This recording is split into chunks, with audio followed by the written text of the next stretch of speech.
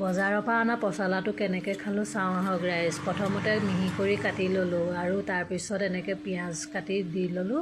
মই পিঁয়াজ তেলত নিদিওঁ, পচলাতে কাটি লওঁ, তাৰপৰা নিমখ হালধি সানি মঠি পেলাওঁ। তাৰপিছত মঠি পেলোৱাৰ পাছত পচলাখিনি অকণমান দেৰি ৰাখি দিওঁ। তাৰপিছত তাত তেলত দিবলৈ নহৰু, আলু চালু এনেকৈ কেঁচা জলকীয়া ৰেডি কৰি লওঁ। তাৰপিছত এইফালে সিফালে কেৰাহী পাতি থৈছোঁ দেই, সৰু আলু কটা নেদেখালোঁ আৰু ভিডিঅ'টো দীঘল হৈ যায় যে, আৰু কেমেৰাত বাওঁহাতে কৰা নিচিনা লাগিছে দেখিছেনে, কাৰণ ফ্ৰণ্ট কেমেৰাত কৰিছোঁ যে।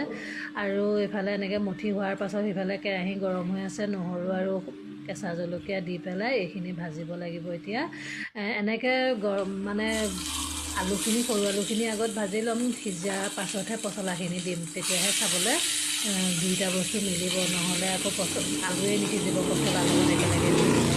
যি কি নহওক এনেকৈ লৰাই মেলি আৰু পচলাখিনি দিয়াৰ পিছত 2-3বাৰ লৰাই ঢাকোনটো খুলি এবাৰ লৰাই দিলেই পচলা অলম'ষ্ট খাব পৰা হৈ যায়।